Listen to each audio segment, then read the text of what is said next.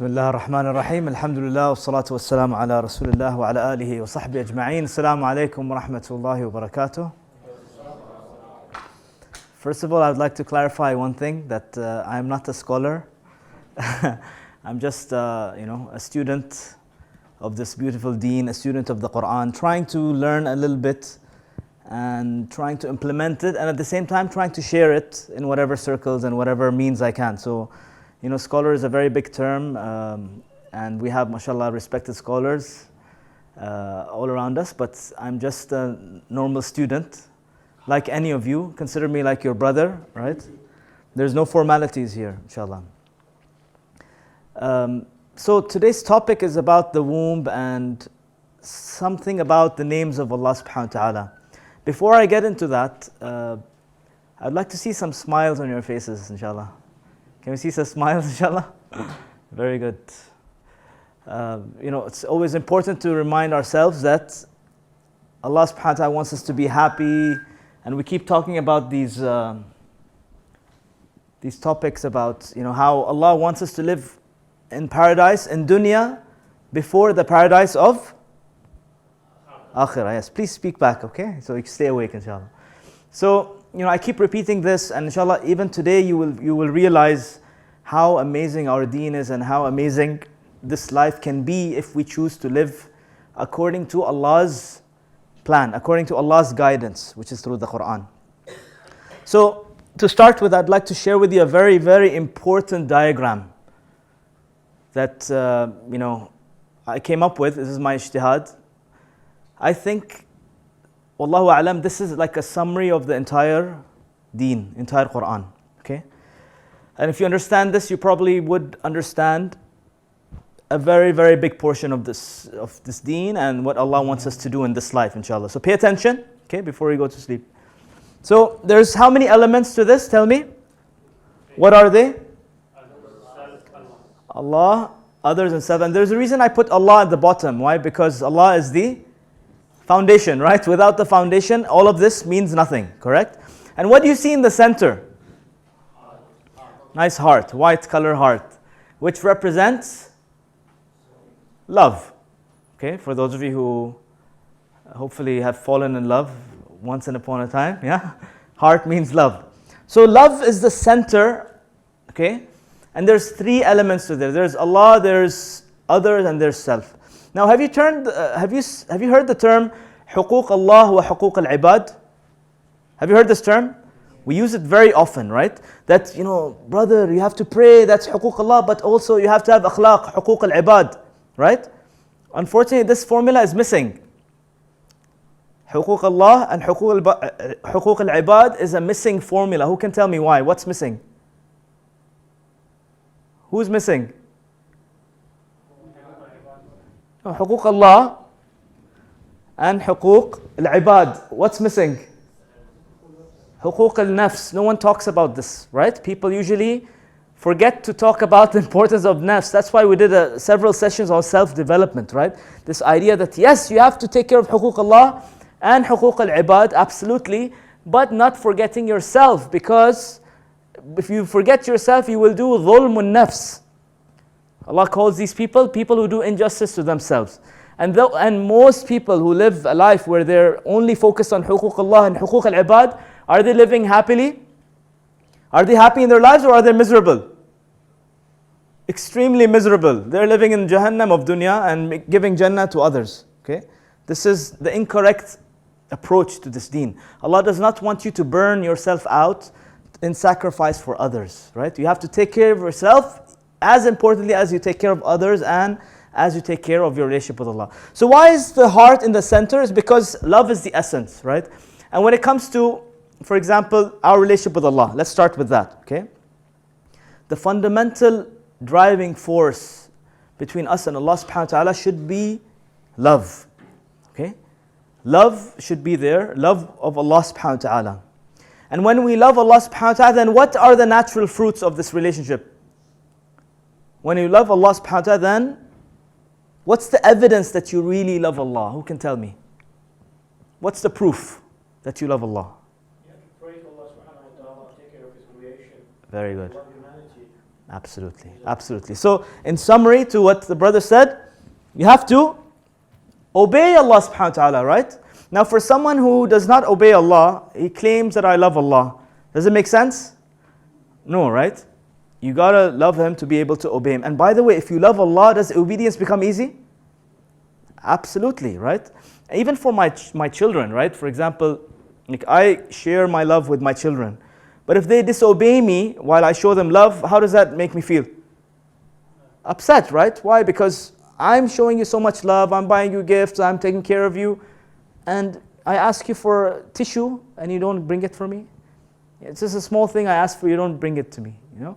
So this attitude of disobedience is usually, the root cause is what? Why do people disobey Allah? It's because they don't love Allah subhanahu wa ta'ala yet. Are you with me so far? Yeah. Yes? Let's focus less on people walking in and focus on the talk, inshallah. Okay? I think the door is designed in the wrong place in this room, right? It's right at the beginning. So everyone who walks in, it becomes a distraction. Maybe we should open the back door next time. So people disobey Allah because they don't love Allah. Say it. People disobey Allah because they don't love Allah. If they loved Allah, then obedience will become easy. They will never disobey Allah because they have to prove your love, right?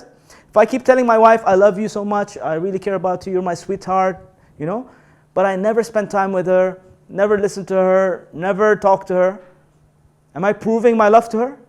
No, she's going to get bored of me soon and she's going to, you know, there's going to be problems that I'm going to fix, right? So just saying, I love Allah, doesn't mean anything. You have to internalize it and then obedience becomes easy. Let's move on to others. What's the proof that you love others?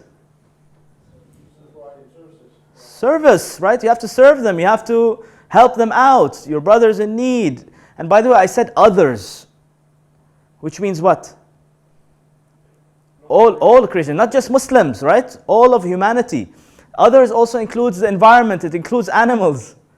Right or no? Okay, so the idea here is, yes, you take care of Allah's rights, but you also take care of others' rights. How do you prove that you care about others and you love others? Serve them, right? If you're not serving them, that means you don't love them. And is service a big part of our deen? What do you think? Pretty big part. Very, very big part, okay? Our deen is, yes, you take care of yourself, but you gotta serve. You gotta be someone who cares about others. That's why even in salah, when we make dua, right, in salah, in Surah Al-Fatiha, what do we say? Iyaka na'bud. It's in the plural form. Oh Allah, only you do we worship. Na'bud, the noon in the beginning means it's a plural form, okay? Iyaka a'bud means only I worship you. Iyaka na'bud means only we worship you. Only you do we worship. And Iyaka nasta'in, also the noon in the beginning means plural. And only you do we seek help from. And then ihdina, not ihdini. Ihdini would mean guide me to the straight path. We say ihdina, all of us. Guide us all to the straight path. So it's a collective, you have to. So Islam is a balance of individual, yourself, and collective care, okay? What's the proof that you love yourself? What's the proof that you love yourself? This should be easy. We've been covering this topic a lot. What's the proof that you love yourself? You have to keep doing what? Self-development. Got to keep developing yourself. Got to keep improving the 5 elements. I forgot what the 5 elements were. Who can remind me? 5 elements of the human being. What were they? Yes, anyone? Body. Okay, so you got to keep exercising. Got to keep eating healthy. Soul. Got to keep remembering Allah subhanahu wa ta'ala, doing dhikr, praying, Quran. Mind, you got to keep reading, got to keep attending workshops, coming to talks like this. Nafs, okay, heart, got to keep instilling love and mercy and care towards others. And nafs was what? Values, right? Positive values like gratitude, like humility, like confidence, all these positive values. Anything else left? Covered 5? Okay, so if you love yourself, you're going to develop yourself further. Inshallah, all of you, there's a sign that you love yourself because you're here today. You sacrifice time from your family, from TV, from your work, whatever, to come and Invest in yourself, which means you love yourself. If I don't love myself, will I develop myself? Will I care even to develop myself? Will I care to invest time and effort in myself? No. Okay, so does it make sense? Yes? This is pretty much the introduction today that I want to talk about. But in depth, we're going to be talking about this aspect here. Our relationship with Allah subhanahu wa ta'ala, our love for Allah subhanahu wa ta'ala, and how inshallah obedience can become easy. Okay? So before we go that, I want to share with you an ayah from Surah Al-Zumar. Beautiful ayah. Ayah number 67, where Allah subhanahu wa ta'ala says, وَمَا قَدَرُ اللَّهَ حَقَّ قَدْرِهِ. It's a really, really difficult ayah to translate. Okay? وَمَا قَدَرُ اللَّهَ حَقَّ قَدْرِهِ وَالْأَرْضُ جَمِيعًا قَبْضَتُهُ يَوْمَ الْقِيَامَةِ وَالسَّمَاوَاتُ مَطْوِيَّاتٌ بِيَمِينِهِ سُبْحَانَهُ وَتَعَالَى عَمَّا يُشْرِكُونَ. So what does it mean? What does وَمَا قَدَرُ اللَّهَ حَقَّ قَدْرِهِ mean? Qadr means when you estimate something, when you have kind of, you know what guesstimate means? It's kind of like a guess plus estimate. You try to do justice in terms of the magnitude of something. Okay? So here what Allah is saying in this statement, in the beginning of this ayah, is that they did not realize who Allah was as He deserves to be realized. They did not estimate Allah's capacity, Allah's magnitude, Allah's greatness to the level where He deserves. Okay? And then Allah goes on to give us a glimpse of what His magnitude, what His greatness is like, right? He says, وَالْأَرْضُ جَمِيعًا قَبْضَتُهُ يَوْمَ الْقِيَامَةِ. This entire earth, on Yawm al-Qiyamah, on the day of judgment, it's going to be in the grasp of His hands. وَالسَّمَاوَاتُ مَطْوِيَّاتٌ بِيَمِينِهِ. And the entire skies. How many skies, how many heavens do we have? 7, right? With all the galaxies, all the planets, all the universes, whatever is out there, they will all be folded up. Matwiyatu means folded up on His right side.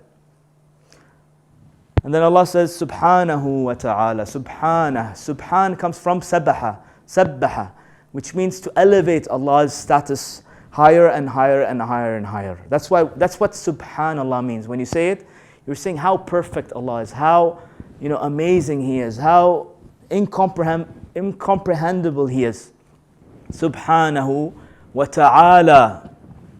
What do we say when we go down into sujood? Subhana Rabbiyal A'la. Okay, what we're saying is, Ya Allah, You're so great, You're so perfect, You're so high, You're pure from all imperfections. Okay? You're so perfectly high and You're far, far away from all imperfections. You're the perfect one. Subhanahu wa ta'ala amma yushrikun, from what they associate partners with You. Okay? So, why did I bring this ayah up? وَمَا قَدَرُ اللَّهَ حَقَّ قَدْرِهِ. The big problem we have in the ummah is that we don't know who Allah is. We haven't really put any time and effort to know our Creator. And so when we don't know Allah subhanahu wa ta'ala, what happens? Our relationship with Him becomes weak. Okay? It becomes shallow. And we have confusion, we have doubts, and we fall in misery. Our life becomes a mess. Why? Because our link with Allah subhanahu wa ta'ala is weak. It's a weak link. All we know about Allah subhanahu wa ta'ala, He is one. Right? Maybe He's Razzaq and basic things. But how many names of Allah are there out there? Names and attributes. Many, right? 99 names. And there's a lot of new research that's coming up that's actually focused on what names Allah mentions in the Quran, right? There's so many names out there. How much effort have we put in our lives? Question we need to all ask ourselves, including myself. How much effort have we put to know Allah subhanahu wa ta'ala? Like, you want to get married. What's the first thing you're going to do before you get married, hopefully? What will you do? You find out who this girl is, right? Is she a girl or not? You do some research, you talk to her, you have a right to sit with her, with the mahrams around you. You have the right to talk to her, interview her, get to know her better, see if she matches your personality, see if her vision matches your vision, right? Any logical person would do this research before what? Before getting married and committing, because marriage is a serious commitment, right? So we put so much effort to know people. People, when you go for interviews, what do the people do? What does the boss do?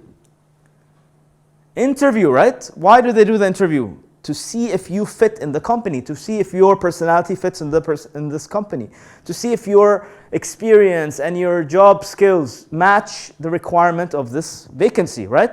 And so, in dunya affairs, we do a lot of research. Before buying a car, how much research do you do?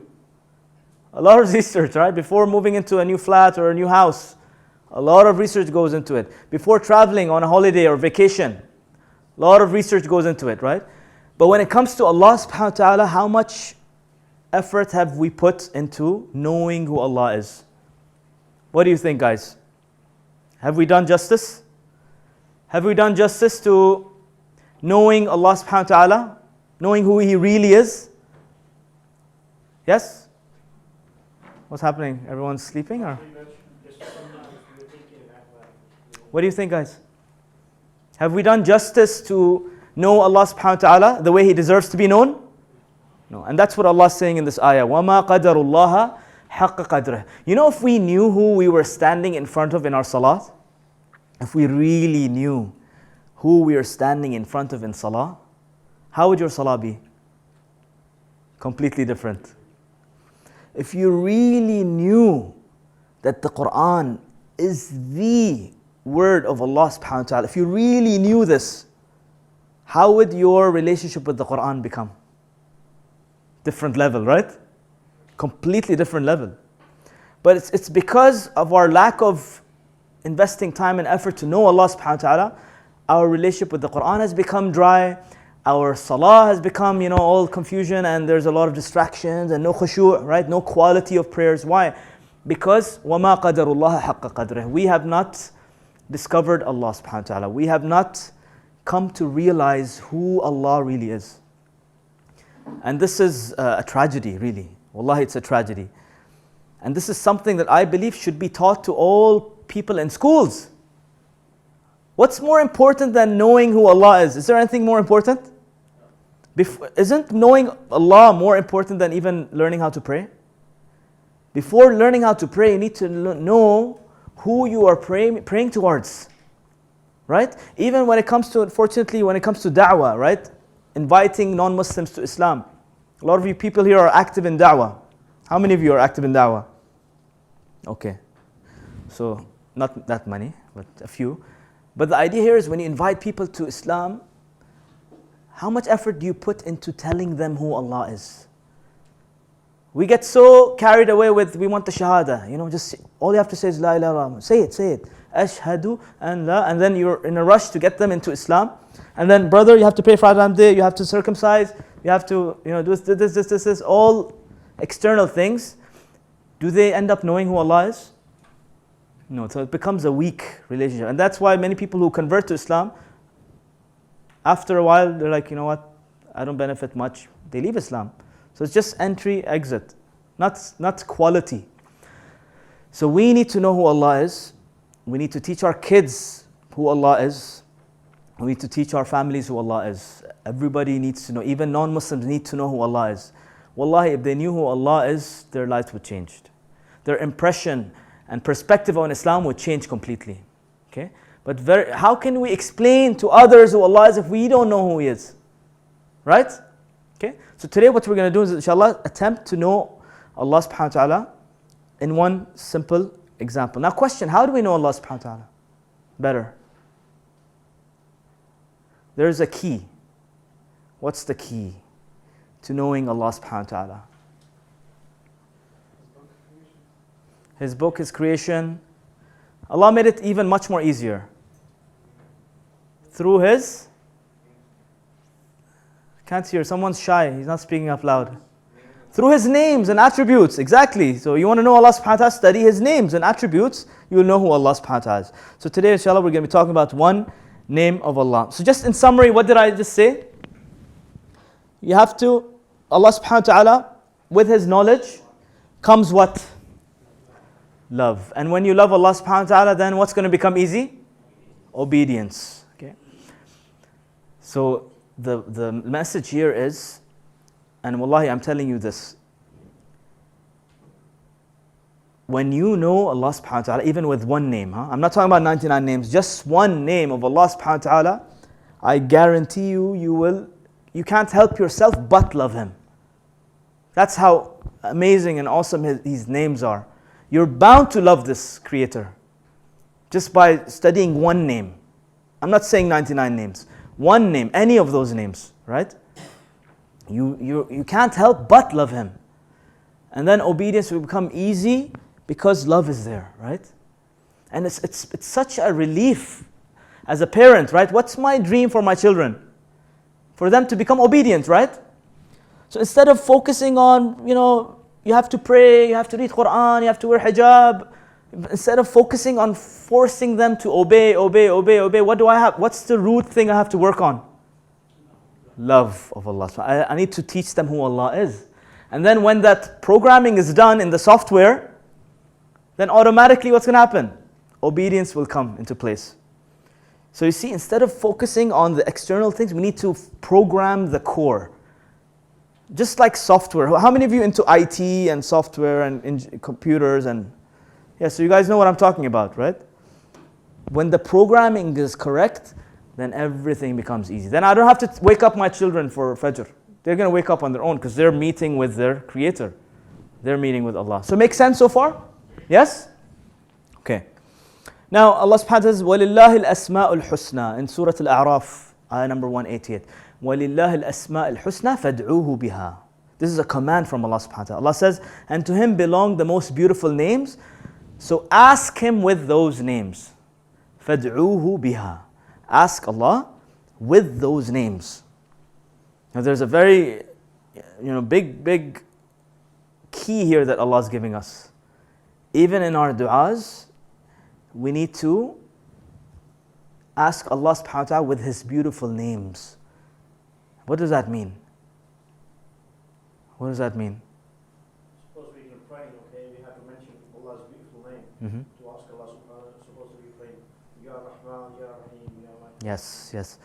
Very good. So you need to use Allah's names in your dua, include them in your dua. But now, which name do you choose? Which names do you choose? Depending on what you're asking for. If you're asking for money, which name would you choose? Ya Razzaq, right? Ya Dhul Fadl. Correct? If you're asking for health and cure, Ya Shafi. Correct? If you're asking for a problem, you're facing a big problem, all doors are closed in your life, which name would you use? Al-Fattah. Ya Allah, open these locked doors, Ya Allah. I don't have the keys, you have the key. You see? So this is where your dua will be multiple times more effective when you use these tips. And see, Allah gives us tips in the Quran, right? This is like a secret key that Allah has given us. You want your dua to be answered, you want it to be more effective, use the relevant name. And so inshallah, by the end of the talk, you'll understand what I'm talking about. I'm just giving you some tips here, inshallah. So Allah says, وَذَرُوا الَّذِينَ يُلْحِدُونَ فِي أَسْمَائِهِ. And leave those. Dharu means leave those who are deviant from Allah's names. سَيُجْزَوْنَ مَا كَانُوا يَعْمَلُونَ. They will get what they were doing. So Allah is warning us here that if you don't use my names, if you don't bring my names to life, then you will pay the price for it in dunya. Then that means you don't need me. You think your own efforts will give you what you want. And so this brings us to another point. Allah's beautiful names are there for us to love Him and then for us to live by. Okay, let me repeat that. Allah doesn't just want us to know His names and love Him. He wants us to live by those names and bring those names to life. Okay? And I'll give you some tips here, right? For example, the word or the name of Allah subhanahu wa ta'ala, Al-Kareem, means what? The one who is generous, right? How do you live by that name? Very simple. By being generous. Simple, right? The name Ar-Rahman, the most extremely merciful. How do you live by that name? Forgive others, right? Al-Wasi', the one who expands and the one who makes things easy and is flexible and opens up things. Not, the opposite of wasi' is to make things tight and difficult and complicated. So Al-Wasi' means what? Expand, make easy. How do you live by that name? By making things easy for those around you. Be open-minded. Be someone who's make things easy for others. Open up. Don't complicate things. Don't live in a box. Don't force others to be in a box. Be flexible. Be open-minded. You see how these names can come to life? Okay. But today we're going to be talking about one name of Allah subhanahu wa ta'ala which has to deal with what picture did you see in the beginning? What picture did you see? The womb, right? Okay, so the womb in the Arabic language is called Rahim. It's called what? Rahim. Okay. And obviously Rahman and Rahim and Rahim connected, you see? There's commonality in these words. So the names of Allah subhanahu wa ta'ala we're going to be talking about in the next half an hour probably is Ar-Rahman and Rahim. Okay?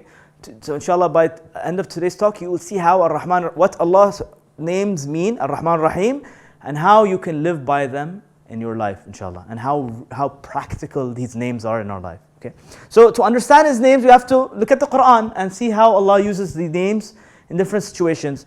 Of course, there's many places where Allah uses the word Rahman, but I chose this verse from Surah Maryam, where Allah subhanahu wa ta'ala is mentioning the story of Ibrahim alayhi salam, where he's talking to his father. Now, who was Ibrahim alayhi salam's father? Yeah, I mean, his name is not mentioned in the Quran, so we don't need to worry about that. But the idea was his father was the manufacturer of idols, right? He was the top of the pyramid of shirk, encouraging people to do shirk and all that. And so he says to his father, Ibrahim alayhi salam says to his father, Ya abati la ta'bud ash-shaytan. Oh my beloved father. And it's an interesting tangent here. Ya abati means, oh my beloved father, I love you so much. What Allah is teaching us here is what?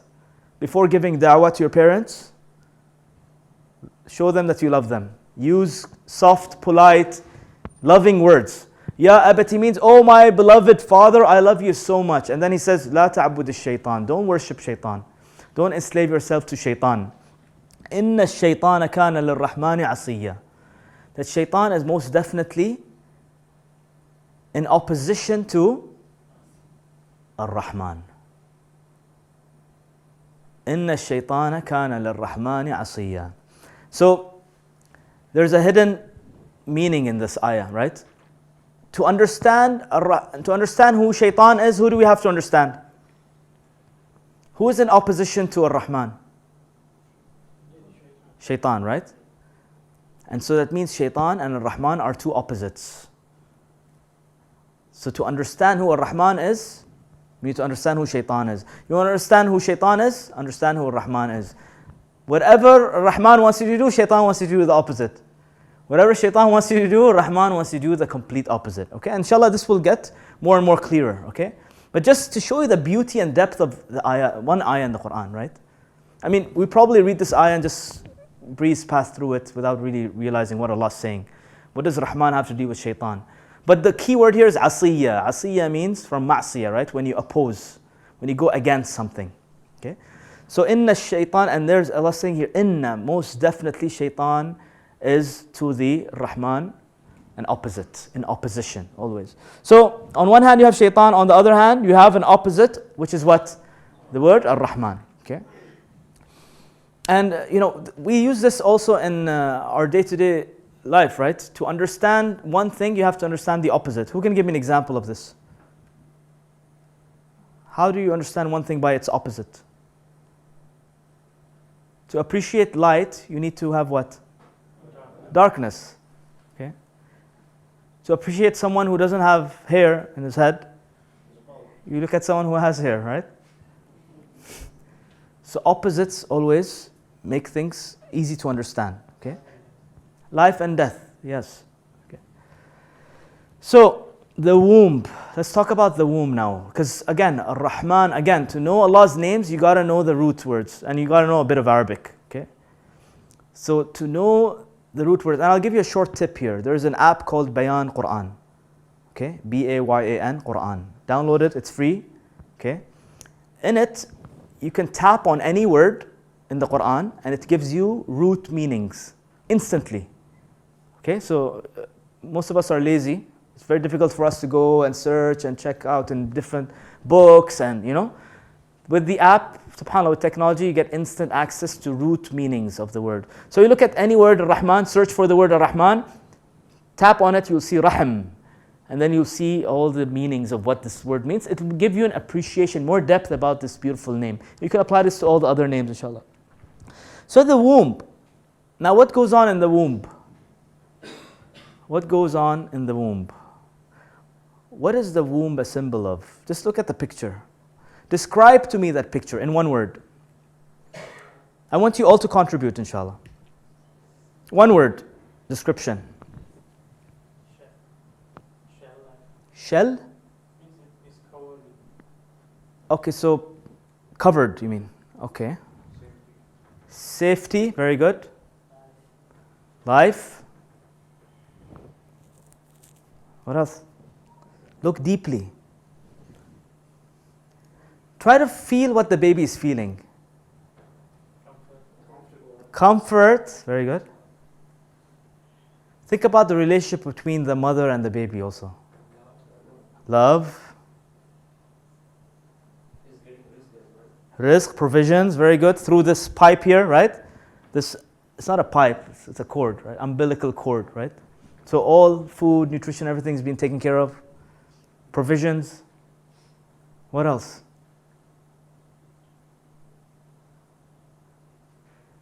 What do you see? Love and care. Love and care, absolutely. The mother cares a lot about the baby, right? Throughout how much? How long of a period? 9 months. So again, the womb is a symbol of what also? Patience. Right? Could Allah have made the baby come out in 1 hour? From pregnancy, you sleep with your wife, after 1 hour baby comes out. Can it happen? Yeah. Of course it can happen. It's happened, right? With who? Yeah, I mean, we don't know the time frame, right? But it happened pretty quickly, we can assume, without the intervention of male. So of course it's possible for Allah. Inna Allah ala kulli shay'in qadir. Allah is capable of anything, right? Anything, kun fayakun. Very easy, simple, right?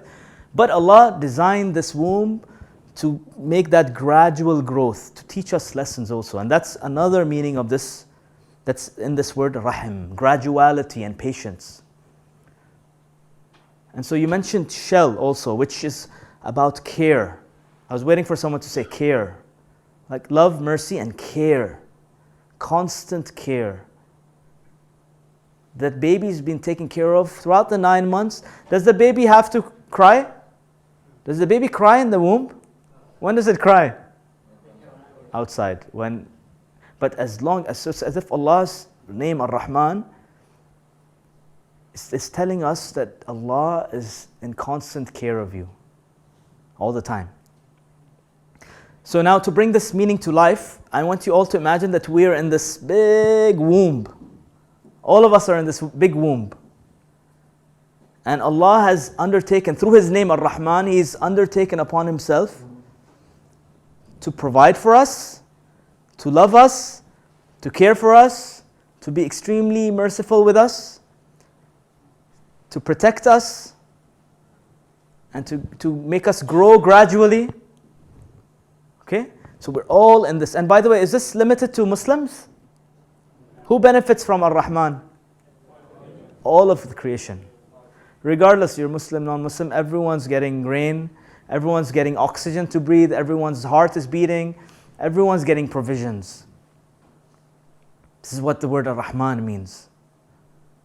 Okay? And now, like I said, to understand Ar-Rahman more deeply, what do we have to look at? What do we have to look at? It's opposite, guys, come on. Okay? To understand Ar-Rahman, we have to look at the opposite. What was the opposite? Shaitan. Very good. So let's drill further now, okay? I'll just give you a quick summary. So Rahman, we said love, care, and mercy. Okay, the mother is very clear with the mother, love, care, and mercy. By the way, when the baby in the mother's womb, does it sometimes kick and punch and play like judo and karate in the womb? Yes. Does it pain? Is it painful for the mother? It's sometimes pretty painful, right? Sometimes the mother has to go through sleepless nights. Sometimes there's, sickness. They call it like morning sickness and all that kind of stuff that goes on with pregnancy. It's a pretty difficult task. And by the way, as the baby is growing, what's happening? It's getting heavier and heavier. So, the mother has to cope with this for 9 months. But does she ever hate the child inside? No, right? So even the mother's relationship with the child is in a way a mini version of Allah's relationship with us.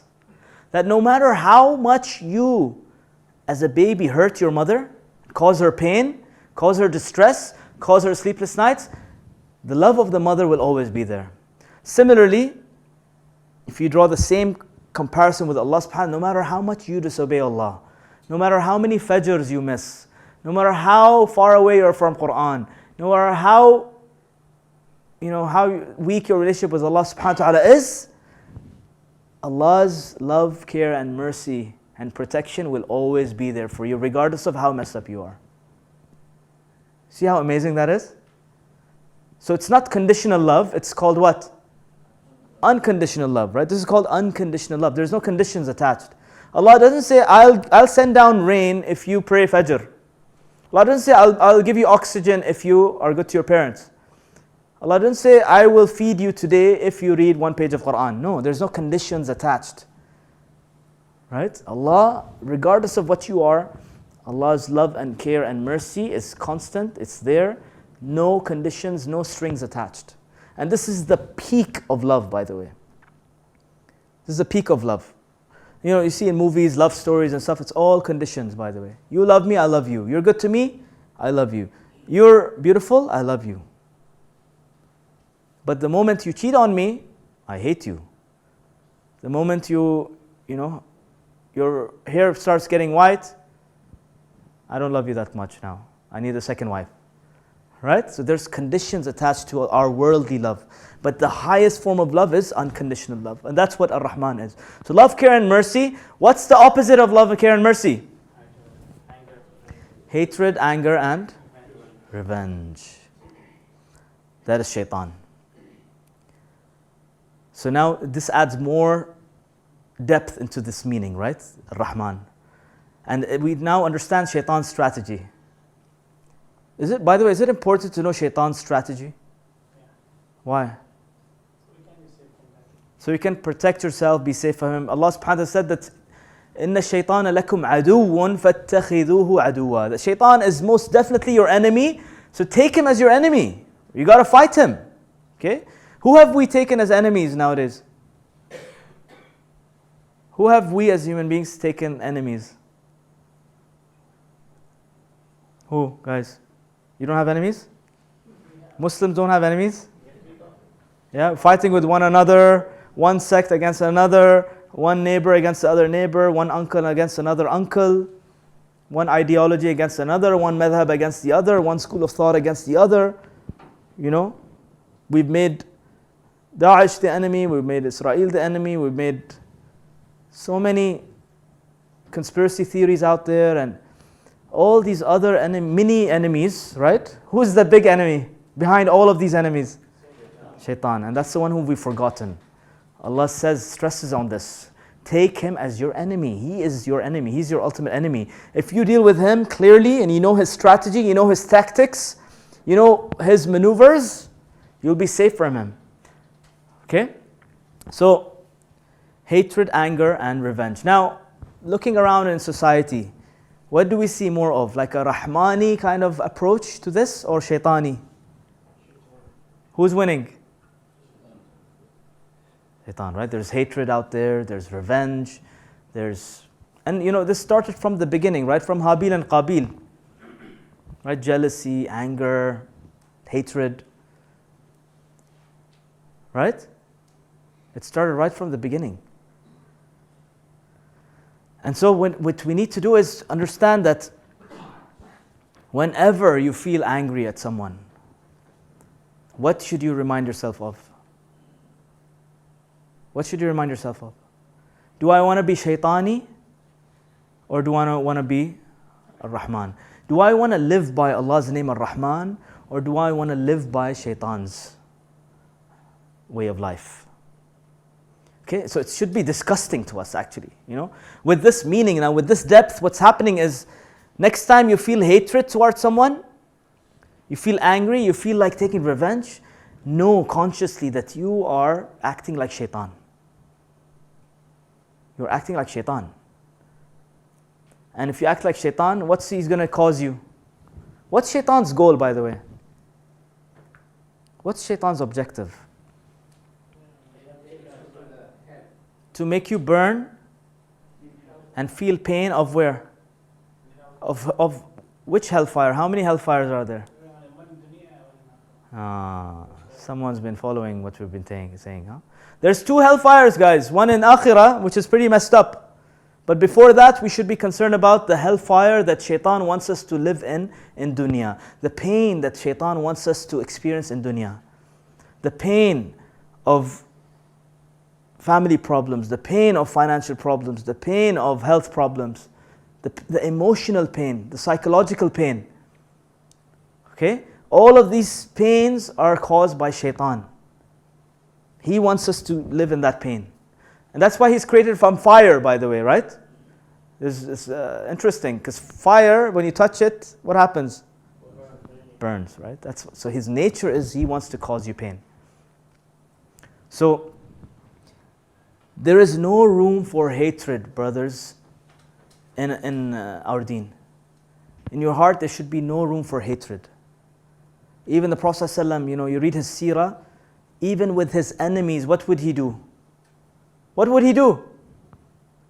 Oh Allah, forgive them, they don't know. Unfortunately, in some masjids you go and, some imams, they make dua, Ya Allah, destroy them, make their wives, widows, and make their children orphans, and, send on them rocks and rain of fire and destroy them. What's this instilling in the people? And everyone behind is saying, Ameen, Ameen, Ameen, without even knowing. Is this the teaching of the Prophet ﷺ? No. Okay. The Prophet ﷺ taught us to be loving, caring, merciful. There's endless stories. Give you one example. One man came into the Masjid al-Nabawi, need to go to the bathroom, felt like doing it then and there. He started urinating in the Masjid al-Nabawi. How did the Sahaba react? Anger, right? What did the Prophet ﷺ do? Correct them. He was Rahmani. He told them, guys, let him finish. When he finished, he went softly and told him, brother, this is a place of purity. It's a masjid. Next time don't do it here. So love, care and mercy with your children, with your wives and husbands. Like the other day I was talking to my sister. She was telling me that so many wives today suffer from physical abuse from their husbands, guys. This is real. I used to see this in movies, right? And dramas. I thought it's like not real, but this is real. It's happening. But nobody talks about it. Why? Why? Yeah, no wife would want to go tell that, listen, I don't like my husband, he beats me up, right? Because then she'll end up becoming divorced and social pressure and what will people say and all that kind of stuff. So beating children, beating wives, being, cursing, all these things are all shaitani stuff. And look at the way people drive, right? The honk, you should never honk at anybody. Because honk means what? What does honk mean? You're angry, you're being impatient, right?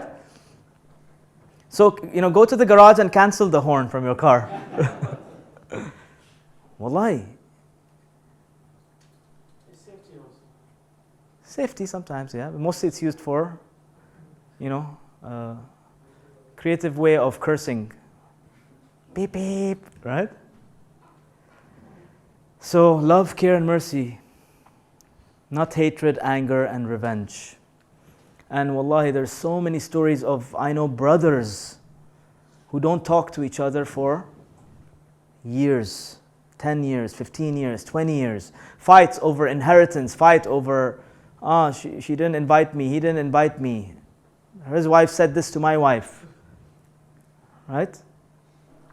Does this exist or no? What am I talking like fairy tales? Yes. How many of you know like brothers or relatives who don't talk to each other for a long, long time? In the beginning, no one's raising up. Slowly, everyone's like, yeah. So see who's winning, guys? Why is this so common? Because of shaitan, because we don't know Ar-Rahman. Now you see how it's all connecting? Because we don't know who Ar-Rahman is. And we don't care to live by his name. And shaitan is taking us for a ride, remote control. He's winning, right? He made us distracted. We don't know Allah subhanahu wa ta'ala, game over. You don't know Allah subhanahu wa ta'ala, game over. Right? You're not going to love him, obedience is going to become difficult. You're going to start living a shaitani lifestyle, you won't even know about it. You turn 50, 60, then you realize, I lived a shaitani lifestyle this whole life. Next, unity and order. Also remember in the rahim, in the womb, we saw unity. Right? There's union between who and who? Connectivity, union between the mother through the umbilical cord, right?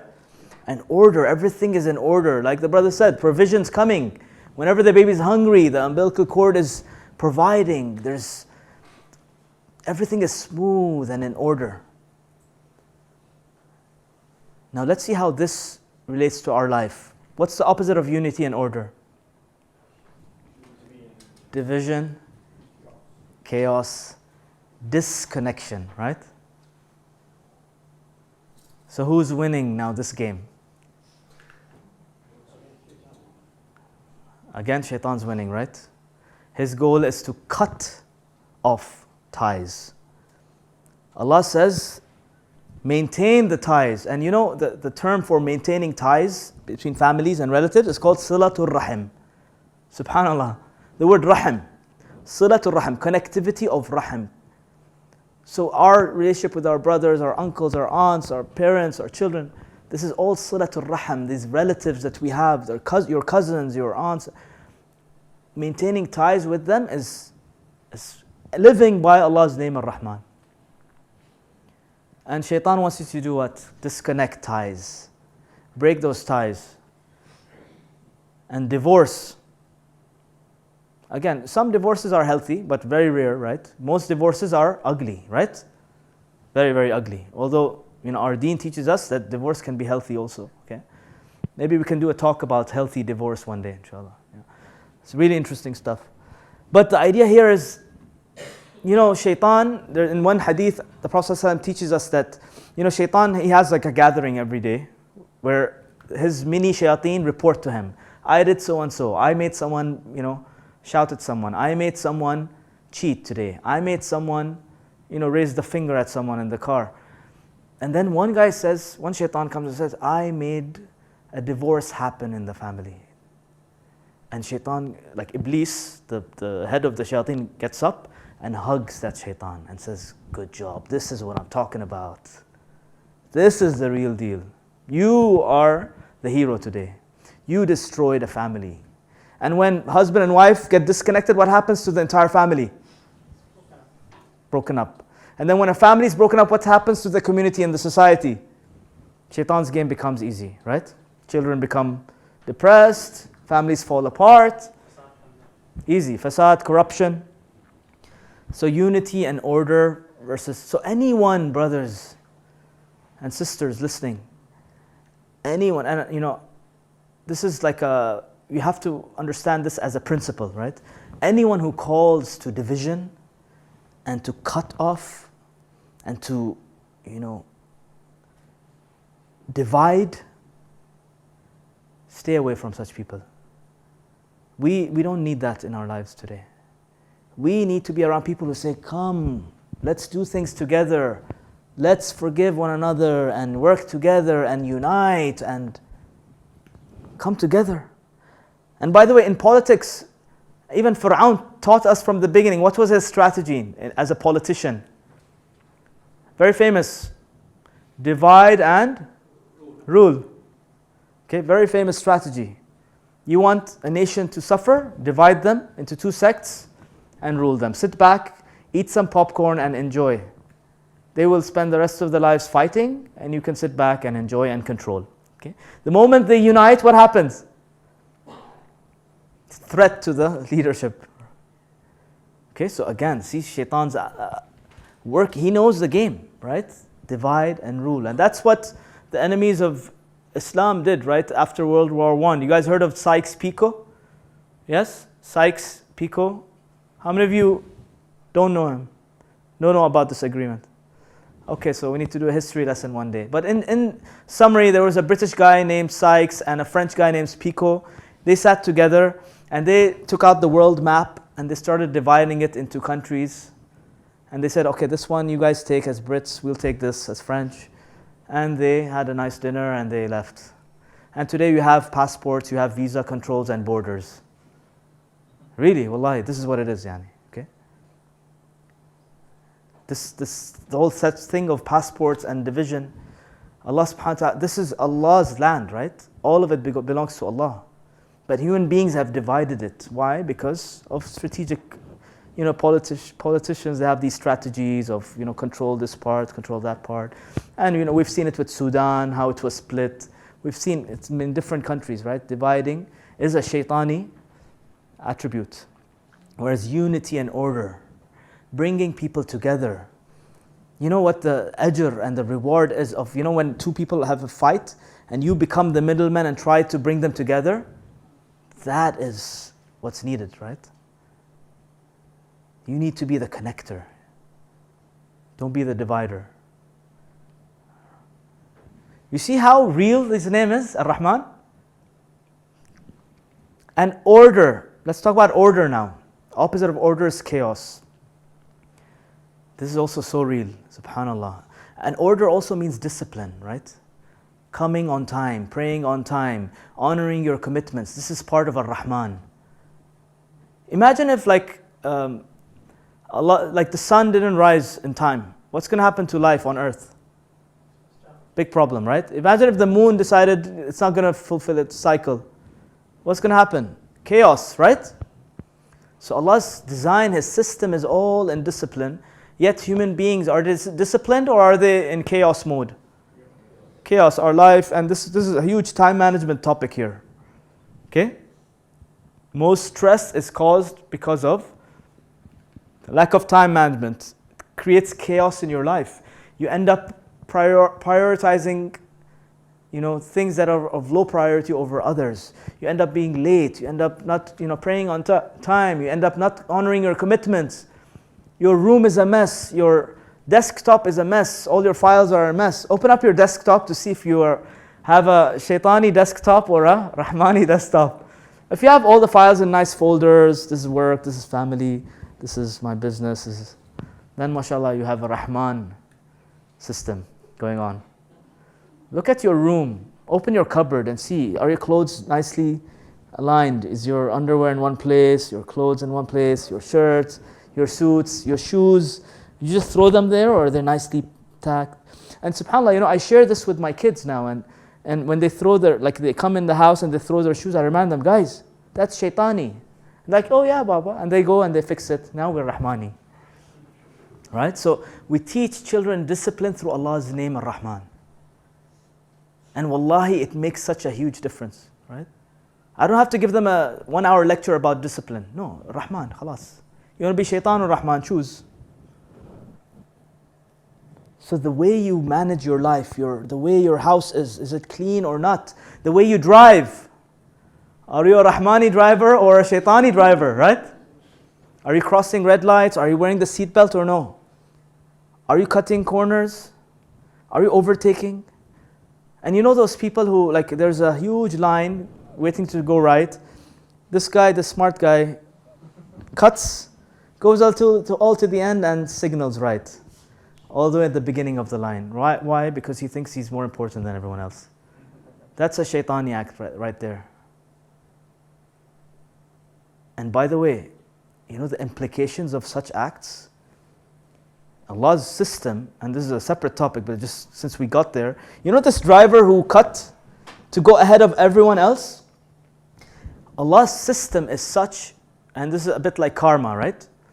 That in dunya, that guy who cut corners, all the people that he caused pain, right, and distress, accumulated all of this negative energy is going to go on him. Maybe through his boss, he's going to give him a hard time at work. Maybe his wife's going to give him a hard time at home. Maybe through health, maybe through a car accident, maybe through some problem, some disaster is going to happen in his life. He's going to have to pay for that act that he did because he violated someone else's rights. Those people that were waiting in line patiently, those Rahmani people, they were waiting patiently. This guy wanted to do chaos. You end up paying for that act in dunya before akhirah. Guaranteed it's going to happen, right? There's no way out of it. This is Allah's system works this way. And this is part of the justice of Allah subhanahu wa ta'ala. Al-adl. So even when it comes to food, right? How do you eat? Do you eat in a disciplined way? Are you Rahmani with your stomach? Or are you shaitani? You're just eating, biryani, pakores, jalebi, all that, ice cream and everything. And what happens when you become shaitani with your stomach? What happens? When you eat in a chaos manner, what happens to your stomach and your digestive system? Chaos, and you end up in pain, right? Your stomach is telling you, it's screaming out loud, hey, give me mercy, be merciful with me, be Rahmani with me. Right? Give me a break. I'm confused. What's coming in here? Chocolate or biryani or samosa or French fries or Pepsi? All of it, everything together. Whoa, wait a second. So, wallahi, we can talk for an hour on this part here, right? But just to go on. But you guys get the point? You see how alive this is? Now, the third thing we talked about was graduality and patience. What's the opposite of graduality and patience? Shortcuts and what's the opposite of patience? Impatience, easy way, right? So impatience, shortcuts. People who steal, people who cheat, what are they looking for? They're looking for a shortcut, right? Allah's system is such that everything is gradual, right? Just like when you plant a seed, it takes time to grow. Sun rises and sets gradually. The moon also gradually. It's the days of the month go by gradually. It takes time for the rain to come down. You're starting a business, don't expect money next week or next month. It takes time, right? You have to be patient and persistent. That is the system of Rahman. But we're living in the age of instant, right? Everything is instant. Instagram, instant messages, short messages. You want to gain knowledge shortly through WhatsApp, right? You want to know about Quran through Facebook, short and sweet and quick. Does it work that way? No, you need time, you need graduality, you need to be patient. Okay? So shortcut. Same thing with fast food, right? I mean, what's the concept of fast food? I mean, I know Jasmine will hate me for this, but I mean, in a way, the faster a food is cooked, the more harmful it is to you. This is a known fact. The more time is taken to cook the food, the more natural it is, the more Rahmani it is. Okay? And that's why the microwave is like I don't have a microwave in my kitchen. Well, that's dangerous. The rays Yeah. Yeah, right, yeah. Again, like, it's shaitani. Obviously it's going to be dangerous, right? You're in a rush, you want to, heat up that biryani in 20 seconds. obviously there's going to be problems there, right? And there are so many studies and like how it causes cancer and all that and that kind of stuff. I don't know how true that is, but the idea is there is going to be harm because you're going against nature, you're going against Ar-Rahman. Heat it up in a natural way in the oven. Yes, it's going to take 5 minutes, but at least you're patient, okay? Can anyone think of other examples of graduality versus shortcut? Come on. I don't want to be the only one thinking here. To earn money. To earn money, yeah, we said, right? Shortcut. You go to Las Vegas, play some gambling, maybe you'll hit the jackpot. You buy a ticket, for the lottery, maybe you'll win the car. Okay? Fitness. Also, you want to be fit, you want to get the six-pack. Do you go on the 10-day diet? Or you go for a 1-year plan of gradual fitness? 10-day diets is probably going to end up coming back worse. Takes time. Anything else? When it comes to children, you want your child to pray. They're not praying. What's the shortcut approach? Shortcut. Take the shoe and hit them. What's the Rahmani approach? Remember the roles of the father and the parents? We said, right? I forgot. What were the 5 roles of parents from the parenting talk? Who can remind me? Let's see how strong your memory is. 5 duties of parents. Come on, at least once. 1, please. 1 out of 5. Balaghan mubina. Okay, balagh mubin. Explain to them. What else? Role model. Very good.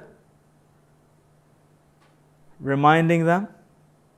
Making dua for them. And the last one?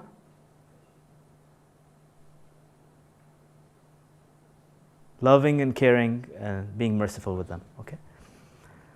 So, subhanAllah, weak memory, huh? Okay. So, you see how real these names are? Now I want to talk about something even more interesting.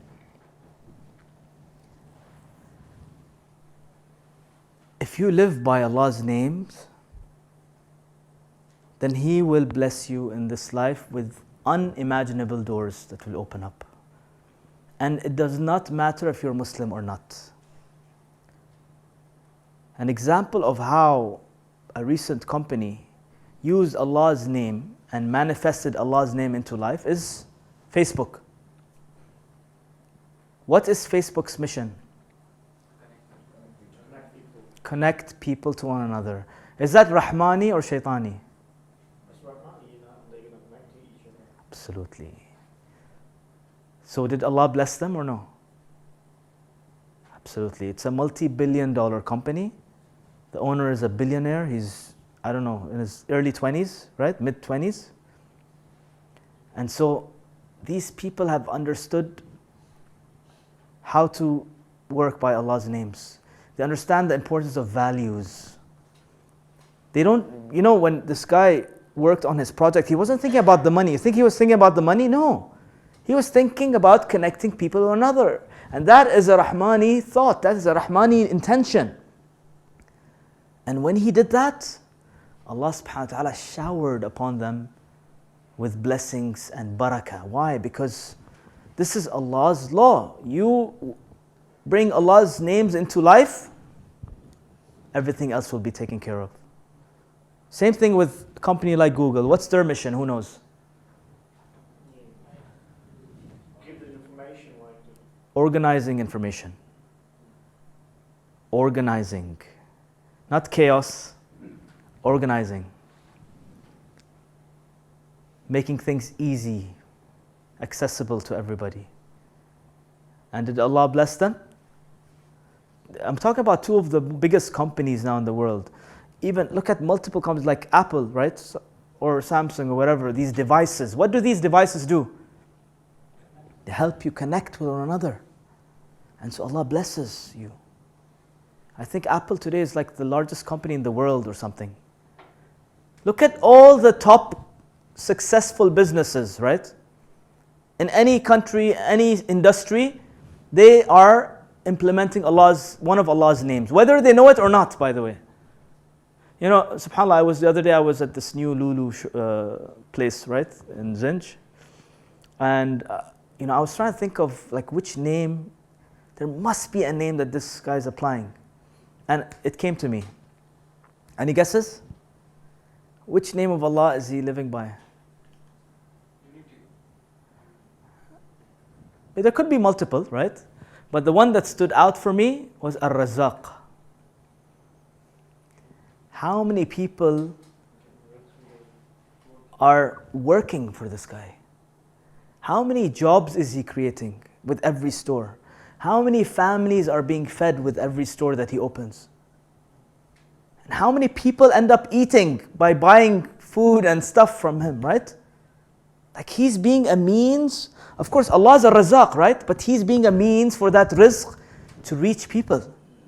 And so, Allah blesses this.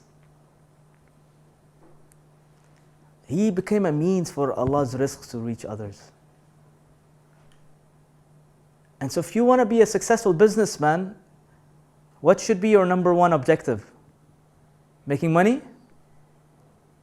What should be? You know, that's the biggest mistake all businesses do. They put down the objective of making money. And remember this, brothers and sisters. You know, Allah's rizq is your right, by the way. Just like that baby in the womb, its right was to get rizq, right? It's your given right. So when you struggle to get your right, Allah will make it difficult for you. Let me repeat that. If you struggle to get your right, in a way you're being disrespectful to Allah. Because Allah has guaranteed you your rizq. لا نسألكم رزقا, Allah says. We don't ask you to be worried about your rizq. نحن نرزقكم. We provide for you. Don't worry about this rizq part. You focus on what? Who can tell me? If rizq and money should not be the concern, what should be the concern? Service by doing what? By choosing one of Allah's names and living by them and making it alive in your business. Think of one of the names of Allah that you want to bring to life in your business. And you see how Allah will bless your business. And I'll give you some examples of how to do this, right? Let's say, for example, your passion is photography or video making or movie making or film. Which name of Allah would you use to start your business venture into film and production and video and stuff like that? Which name of Allah would come? Al-Musawwir.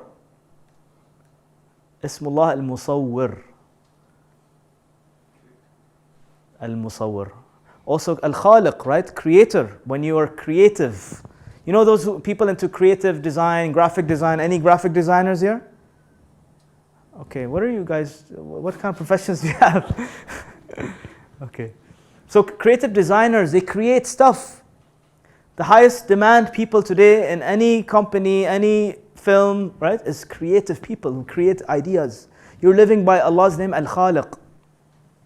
Accountants live by Allah's name, Al-Hasib.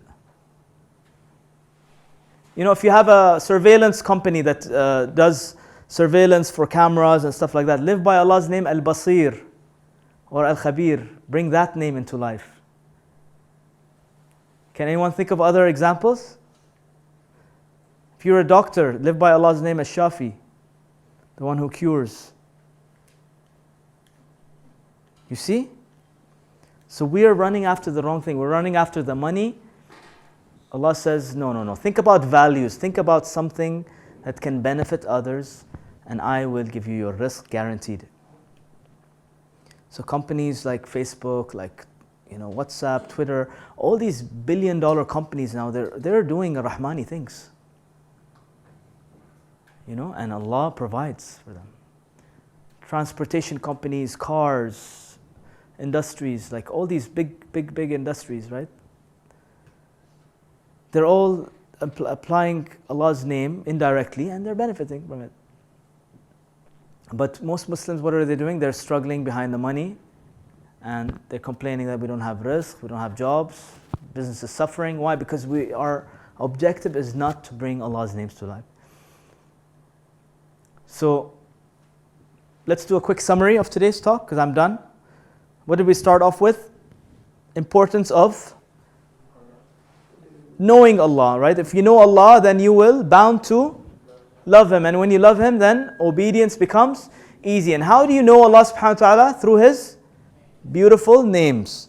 And is it enough just to know His beautiful names and love Him? No, you have to live by His names. Okay? And then we talked about Ar-Rahman. Opposite of Rahman is Shaitan. Rahman was three things. What were they? Number one, love, care, and mercy. Opposite of that was what? Hatred, revenge, and anger. Second part was order and discipline. Opposite of that was chaos and disconnection. Okay? Division. And lastly, graduality and patience. Opposite of that was impatience and shortcuts. And then lastly, we said that the importance of living by His names even in your jobs, even in your businesses. Live by His names. Make this your goal. Don't run after money. Money is provided to you. And I'll end with this example to make this a bit more clear. When you were a kid, do you worry about money? Why? Who's taking care of it? When you're in your womb, do you care about money and provision? No, right? Who's taking care of it? Your mother. So your mother takes care of your provision as you are in the mother's womb. And then when you're born, who takes care of your provision? The father. Okay, it's a system of Allah subhanahu wa ta'ala. Then you start getting older and older and older, and you think you're getting smarter and smarter, but unfortunately you're getting dumber and dumber, because you're forgetting that Allah is a Razaq. Okay, and then you start running after money. Okay, now using that same example, this child that was under the care of the father, right?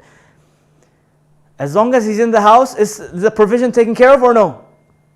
Yes. The moment he decides to leave the house, imagine the son runs away from the house. What's going to happen all of a sudden to his rizq? He's in chaos, right? Now he's going to be forced to do what? To run and struggle for his provision. Why? Because he's cut himself off of that link. So what's the message here? If you are struggling with your rizq, then you need to think about your connection with Allah. The more connected to Allah you are, the more easy and smooth your rizq will be. Because you know He is a Razaq. You're not worried about it. The more you worry about rizq, the more you're afraid of rizq, the more you're afraid of getting laid off and afraid of your business falling, the less yaqeen you have in Allah, the farther away you are from Allah. And then Allah's system is that you choose to not believe in me as a Razaq, then yallah, show me what you can do with your own efforts. And that's where most people go wrong. So with that, I conclude this talk, inshallah. Make an intention to know Allah's names. We just covered one name today, Ar-Rahman. But you see the beauty and depth of this name and how it's linked to the womb and the power of Allah's beautiful names and how it can change lives. Wallahi, if you lived by this name, Ar-Rahman, wouldn't your life transform? Yes or no? Just by this one name. Imagine if you started knowing all of Allah's other names.